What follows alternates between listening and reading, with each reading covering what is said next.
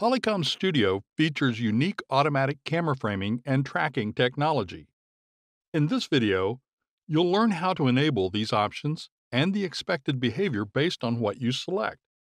You can enable group framing and speaker tracking in the Polycom Companion application. After opening the app, choose your connected device. Next, select the user settings, then Camera. Here you can enable group framing or speaker framing and select the tracking speed and width. Then, when you're on a call, use the remote and press the tracking button here, which will enable or disable speaker tracking and group framing.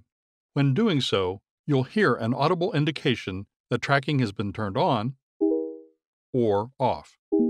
When tracking is turned off, the camera will show its full 120-degree field of view, and you can then manually adjust the camera view or select a preset view. When it's turned on, the camera will automatically zoom in on groups or the active speaker, depending on which ones you've selected in the Polycom Companion application.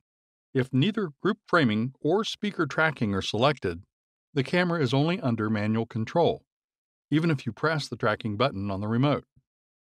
If only group framing is selected, Polycom Studio will determine where everyone in the room is sitting and frame just those participants in the camera view.